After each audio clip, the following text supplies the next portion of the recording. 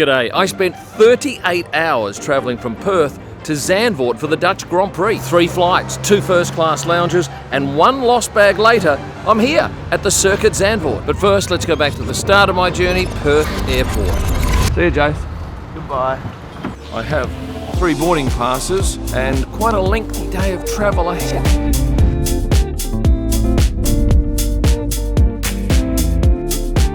Okay, so I'm on board now. I've got seat 12A.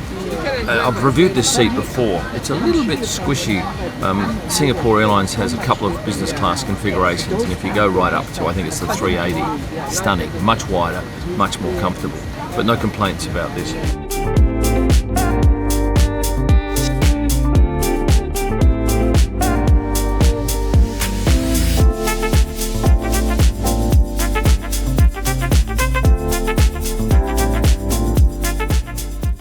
Bye-bye. Bye-bye, see you soon. Well, this is the first class lounge in Terminal 3. It's very quiet. Not many people in here, thankfully. It has plenty of food options, and they'll actually cook you a meal, which I love.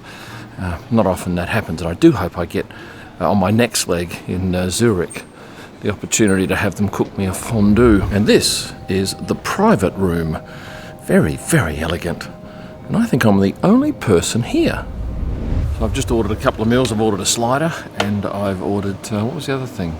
Oh, satays, because in Singapore and Malaysia, you have to have the satays. I'm impressed with this lounge. Not quite up to the standard of some of the Middle Eastern Airlines first-class lounges, or for that matter, Qantas's lounge in Sydney. But I've got a hotel room for the day in town, except the check-in's not till 2, and at the moment it's only midday, and I can probably get in at 1, but might as well eat here. It's included. Here comes my satays. Thank you, sir. Well, the satays are first class, as you'd expect in a first class lounge, and my burger's just arrived as well. God, this is good. Well, I had the lemon meringue tart, and I rate that. So anyway, let's see if I can take you through these private rooms where I gather they've got a bed in there and you can have a snooze. There are 4 of these linked to this lounge, and there are 4 linked to the private room. And they've got a single bed in them, as you can see, and they're nice and quiet. So if you want to have a snooze, this would be a great place for it, and they're included free of charge in your ticket. Right, it's time to go into the city now.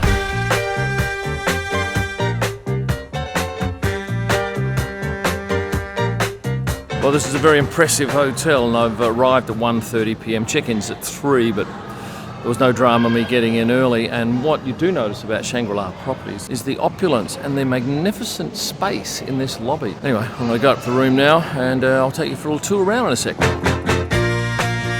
This is room 1335. Nice room. Not as big as I would have thought, certainly for the money. I've stayed in another Shangri-La earlier this year. That was in Saudi. Stunning hotel. But I think with most of these properties here in Singapore, you're probably paying for the outside area, which is just so lush and glorious. And maybe a swim's on the card now. Well, I've spent the best part of 7 hours at this hotel. Thoroughly enjoyed it. Most of the time spent around this glorious pool. Now it's back to Singapore Airport and that beautiful first-class lounge for a bite to eat. And then the long leg to Zurich, and then a shorter one to Amsterdam.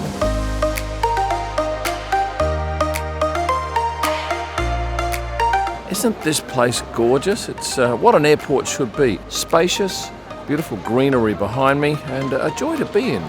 Now, I've just found out that the private room is actually only for those people who are flying in the suites. Now, the suites is a next level up first class product. Have I flown on that? No, I haven't yet, but I do hope to one day. This is the first time I've seen this, where there's a roped off section up here at the front. This is where we go in, and it's just for first class passengers and people in wheelchairs that need assistance. Okay, this way please, thank you. Well, it's an absolute joy to be back on this Swiss 777. It's very comfortable in this first class cabin. If you saw my video 3 weeks ago, you would remember that I was in this, I think, exact same seat. And it does have a door that closes for privacy and reveals a couple of coat hangers and a wardrobe.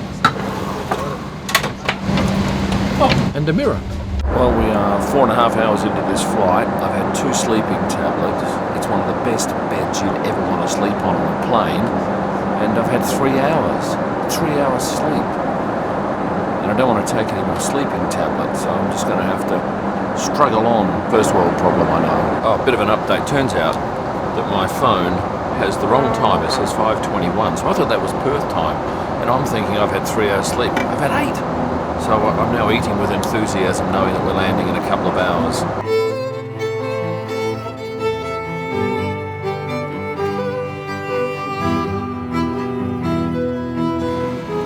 So we've just landed and we're getting ready to get off the plane, but I've got a flight at 7:20 a.m.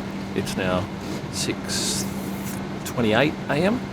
and I've got to get to the gate, which is in another terminal, and I think I have to clear immigration going into this country. So I don't think I'm going to get my fondue. Could be wrong. We'll see what happens. Herr Illman? Yeah? Yeah, okay, get him beer.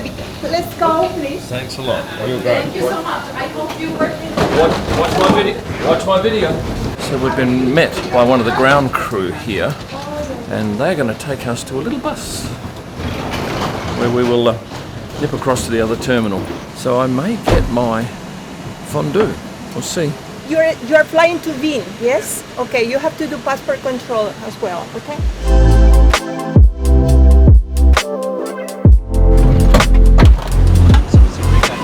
That was very quick getting through passport control.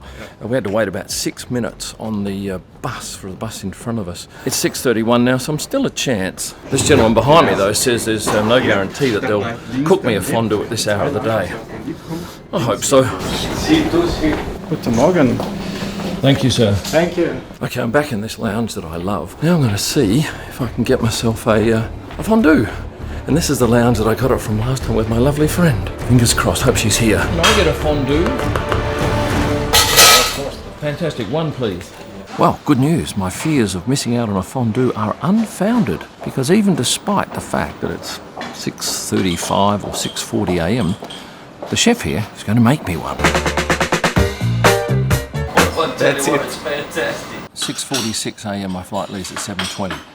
So in actual fact, I'm probably going to get a good 6-7 minutes to eat this. Maybe 10. Oh, bugger it. I have to go in 3-4 minutes. Okay. I don't think I even need that, you know? No, because I'm just going to have a few bites and go. Right, the bread's out. We're just waiting on the fondue itself. 30 minutes till my flight takes off. It'll be a quick meal. Here we go. Breakfast of champions. Oh yeah. It's exactly as I remembered it. Amazing. Well, you got to love Swiss. That was a great meal. Thank you to the staff for getting it done so quickly. Now I've got to dash to my gate. Well, I didn't realise that we'd be on a plane with Air Baltic logos all over it. Have you heard of them? I've not heard before. Well, this is the third and final leg on my trip to Amsterdam, and as I mentioned, Air Baltic is the carrier, so I'll be keen to see what food we're served on this flight. But if Swiss is in charge, you've got to think the food will be good, because it's been absolutely outstanding on every leg thus far. Anyway, this is only a 1 hour and a little bit flight to Amsterdam, and then I haven't got a car this time. I'm staying at the track.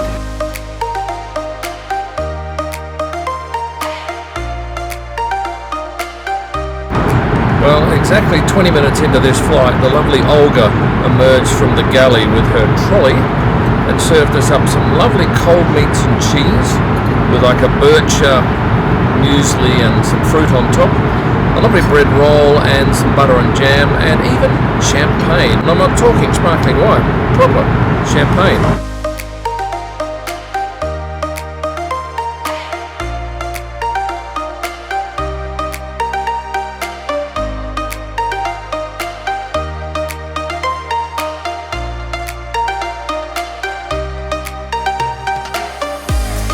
Have a nice day. Goodbye. Well, I've been waiting for 30 minutes here for a bag that I know is here. It's about 400 metres away, and I'd rather it be 0 metres away. Anyway, thankfully it's in this country and not still in another country.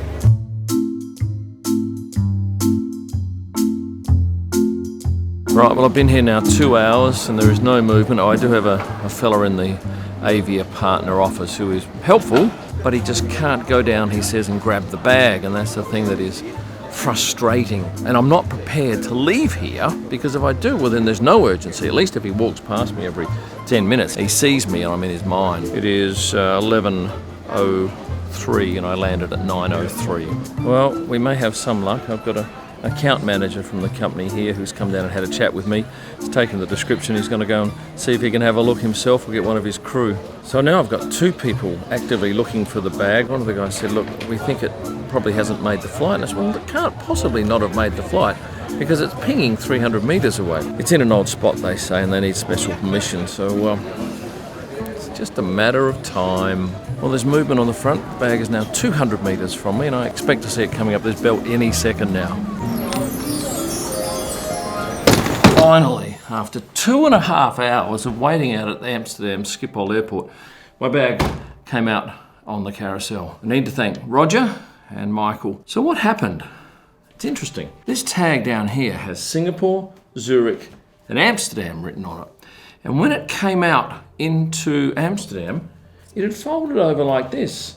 So what was visible was just Zurich and Singapore.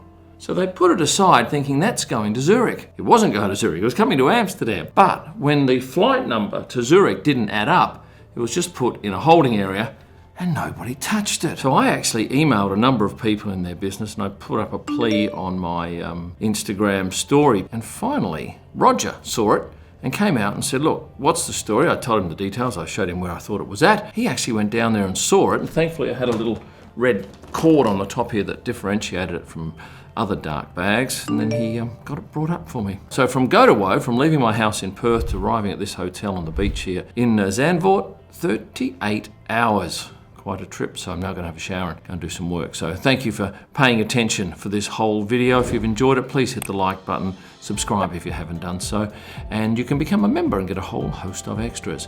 For my F1 digital images, prostarpics.com. Head to kimillman.com for my signed driver prints, F1 photo books, wall art, merchandise, and those great panorama prints. And for my best images live from the track and during the week, go to Instagram and search at Kim Illman. Thanks for watching. And stay passionate.